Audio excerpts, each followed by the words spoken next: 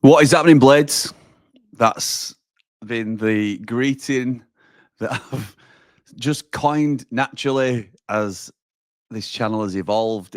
It was on my first video, first thing that came out of my mouth. Wasn't planned. Like everything on this channel isn't scripted or anything like that.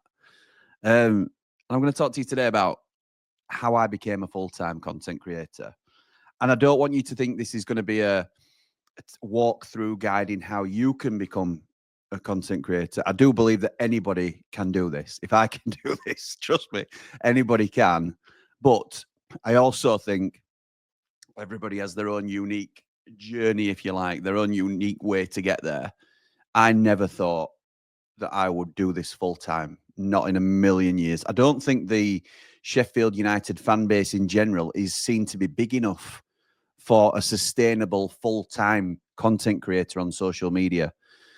So it was always in my mind that it would just be a hobby, and I was fine with that. And I would be if that was still the case. I'd still be doing it because I love talking about Sheffield United.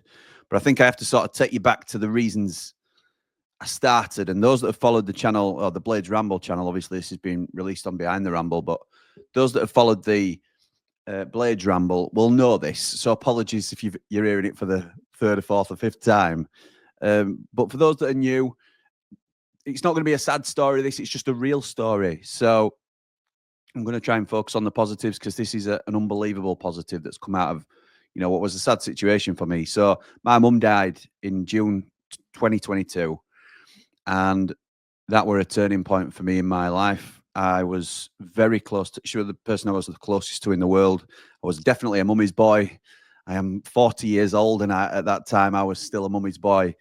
I thought the world of my mum. And I had been working in a corporate environment for a long time. I'm a naturally stressy person. I sort of overthink things, and I get I worry about things that I don't always have control over. I always, when working, I always, well, in anything, but I try and do my absolute best and try and do what's expected of me, etc., etc. So I'd worked hard in my career, and I always thought that was the best way to better yourself and to make sure that you had security. Because part of my anxieties, and that's putting it plainly as it is, was that I'm always striving for security. So the fact that I've got a mortgage, I need to get it paid off as soon as possible. I have to, because what if I lose my job? What if this happens? What if that happens? I need to get as much money as I can as quickly as I can, so that everybody's safe and everybody's all right. And it's just the way my brain works, unfortunately, for me. So I've always been security, and obviously having a young family as well. That's the best thing that's ever happened to me. But also it raises those levels of anxiety in terms of I need to make sure we're all okay, because I got to the point where I was earning a good wage, and I was comfortable, and I'm pretty sure that if I wanted to stay in that job or even progress slightly further, I may well have been able to do that. I thought I did a good job for the company. The company, I have to say as well, I'm not going to mention them or go into any details about it really, but they were very good to me as well. It's not this is my decision, or my situation is no reflection on them as an employer, because they supported me through a really difficult time as well. I got on great with everybody that worked there. I just I came back to work too early after my mum died, and felt that it was my duty to do so. The company didn't push me to come back early. I wanted to go back early because I felt those were the expectations on myself, to come back early to work. And it was a huge mistake, and it may well have started me on a downward spiral. But I felt I was already spiraling anyway after the passing of my mum. And if I didn't go back to get some sort of normality in my life and structure, then I was just going to continue to go down. At this time, I needed something to focus on. So I thought going back to work will do that. I found it hard, but I sort of suppressed my grief, and I didn't really deal with it. I didn't want to talk to anybody about my mum, or deal with it. I'd been advised to go and speak to somebody, and I chose not to do that. It was too painful. So it were a case of, and my dad's very much a person of, you know, head down, crack on. My mum wasn't, and I take my sort of thinking from my mum, but my dad can very much compartmentalize stuff and deal with it. If you can't, directly affect it, then it's not that he's a hard nut and he don't care. He does. He's been very worried about me over the last couple of years, but it's just a different way of dealing with stuff, and I envy that to a degree because I wish I was a little bit more relaxed about things, and I'm working on it, and I'm getting there. So I've returned to work, and I'm not happy. I'm finding myself upset on an evening, going to bed early, you know, struggling to get out of bed on a night, but keeping in that cycle of at least work can pull me out of bed. I wasn't really present though. I wasn't there for my family, which again is the most important thing to me. One release I had was Sheffield United. And to those that don't follow football may not understand that, but it was a bit of a crutch and it was a bit of something that I could focus on through my time of pain. And at that time, we've had a roller coaster ride as Sheffield United fans, haven't we? But I believe we were on an upward trajectory under Eki, and it all blows into one, to be honest, because it was such a messy time in my life. But and a lot of people know the story. I saw Ingud Nick walking into Triple Point. I'd watched the Sheffield United way. I've been saying to my dad, I could do something like that. I could definitely get online and talk rubbish about, and not that Nick talks rubbish, but I could get online and, say my piece about Sheffield United, because growing up in Wakefield, I haven't got the same release. My mates aren't Sheffield United fans. My mates are Leeds or Huddersfield or Barnsley. So growing up here, I only talk to my family about it, and we bounce off back and forth. But I used to love tapping into fan channels, and I thought there was a gap for something that Sheffield United Way weren't doing. Shore and View were doing something completely different as well, but I thought I could bring something different to the table. And my dad was like, "Well, why don't you do it? Why don't you just do it?" And you talk rubbish about United anyway, so you might as well talk rubbish about them in front of everybody. So in something completely uncharacteristic, because I'm not extroverted or anything like that. Believe it or not, I can be quite shy, and I'm definitely socially awkward. But it was just like, do it, just go for it. So my dad, and I talked to my dad and Aunt Sal before she became Eki Out Sal, Liam and Dave, talking to them about it. And we're all in Triple Point, which is our go-to venue, as you know. Right, I'm going to start. Then we started with the toaster video, as it's been known, and you can see the evolution of the videos as they go along. And it's been an incredible journey. And this, I cannot tell you the effect that the Blades Ramble has had on my life and my mental health, positive impact that it's had on me. And it very quickly gathered a bit of momentum, and at times it felt like it was slow. But I'd always had it in my mind that this is just a hobby anyway. If I don't ever make a penny out of it, it doesn't matter, because it's a release for me and I really enjoy it. Well, fast forward a couple of months really, and I start a membership on the channel, and people are actually interested in becoming members. I get monetized as a channel, which, you get to 1,000 subscribers and so many watch hours, and you start seeing a little bit of money trickling. And my thought always was, it's going to be a standalone thing. I'm not going to take a penny out of it, and it's going to, whatever it becomes, it's going to have built itself. So whatever I put into it, work wise, I'm not going to take any money out. It's going to build itself. And that was always my mindset. And before you know it, we're building a community. I'm making some of my closest friends now are people I've made through this channel. And not just that, like Dave the Nose, for example, Man Mountain, but Ian, everybody who's Rob Kerr was our first Rambler. I know a lot of the people now in our chat personally. And even if I haven't met them, I feel like I know them, because we're able to reach out to each other and have discussions and stuff like that. And it's genuine when I say my inbox is always open to people and stuff. But anyway, I'm doing this Blades Ramble thing. And it's going great.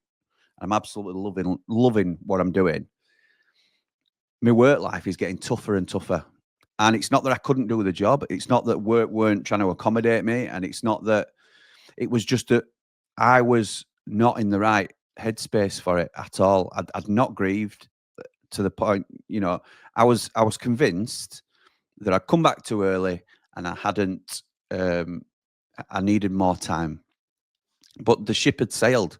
How long, in my mind, how long can you go and then say, actually, I'm still not over my mum, so I'm going to go off for a little bit and look after myself and put myself first. Well, you can't do it because I thought the horse had bolted then. I'd already been off for, I think, 4 weeks, then came back. I wasn't, I wasn't ready, but I thought that was the ideal time. I thought I needed to because I was just going down and down. I hadn't recovered, and some days at work, I'm just on autopilot, and I couldn't do my job properly, which was really frustrating for me because I'd always taken pride in my work. I'm in charge of people at work, or I was in charge of people at work, and they relied on me for making tough decisions and things like that. And I felt like I wasn't always present because I was in a bit of a zombie-like state. Is very extreme, but I wasn't able to concentrate on the task at hand. Is probably the best way to put it. I'm just mindful of the time because as I record, I'm going to be going and doing a Patreon exclusive live show in about 10 minutes. But so it went on and it went on and it went on, and I started not being able to sleep properly. I'd been to the doctors. I'd got medication, and I went up. I ended up on the highest dose of medication. And I'm not recommending this to anybody. I'm not saying you should or you shouldn't take medication. This is just what I did. I wasn't able to speak to anybody about it because I didn't feel ready. And I got to the point where I got myself so worked up I couldn't sleep. Um, I was then up all night most nights. Because I was deprived of my sleep. I was sort of getting to the point where my anxiety was overwhelming at times, and it just came to a head about 6 months ago, probably 7 months ago now. I couldn't do it. I could not. I'd been struggling to get out of bed anyway. I'd been diagnosed with anxiety and depression, and I couldn't. And I felt like I was letting everybody down. I couldn't get into work because I knew I just couldn't. I couldn't. I couldn't. I was burnt out completely. So I made a difficult phone call to one of the service directors, and I just told him the situation, and it was great. And as I say, I'm not going to go into too much detail about work, but I'm just telling you from my perspective, I'd been running on empty for weeks, if not months, and that was the tipping point for me. There were a couple of things that culminated, but in a work capacity. And if I'd have been present, I'd have been able to deal with it. I just I was spinning plates, and it was my choice to spin plates as well because I needed the Blades Ramble because it kept my mood high. It was the only thing that sort of kept me focused at one point. And so I went on the sick, which is something I've never properly done. Obviously, I had 4 weeks when my mum died, but I went on the sick for the first time properly, and I've never done it before. And I've always sort of felt like, it's a weakness to go off on the sick. If I'm not doing what I should be doing. Felt really guilty about it. That didn't help. I'd agreed to, or I just felt like I needed to speak to a counsellor at that point. I didn't know if I was ready, but I knew I was going down and down and down.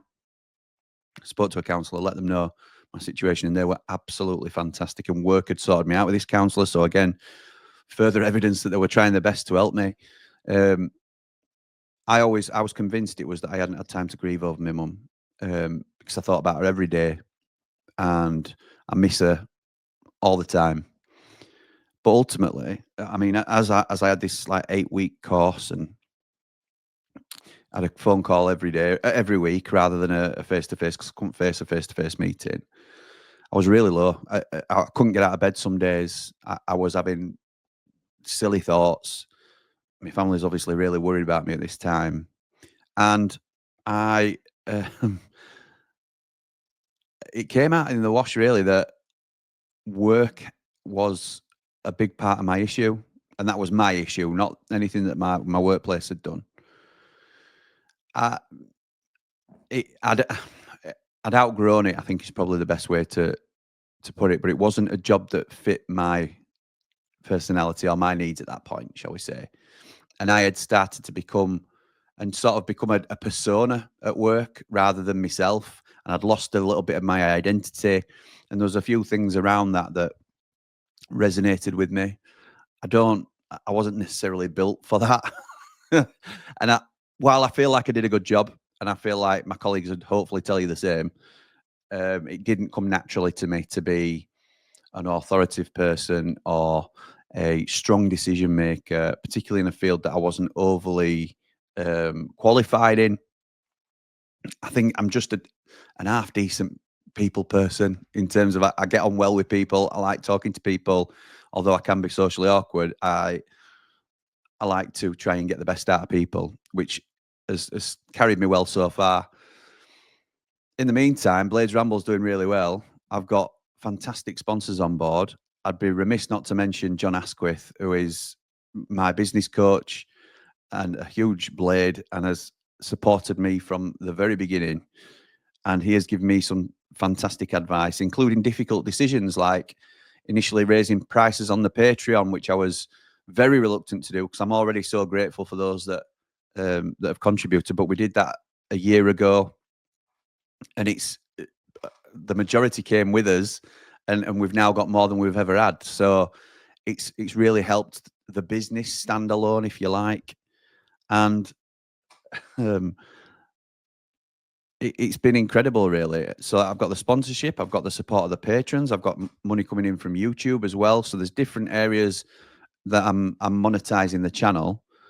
I've also got a plan B, which I haven't talked about yet on the channel, and something that as soon as I knew I was going to be handing my notice in at work, and it's only been a very quick turnaround, so it wasn't like it's been a long-term plan.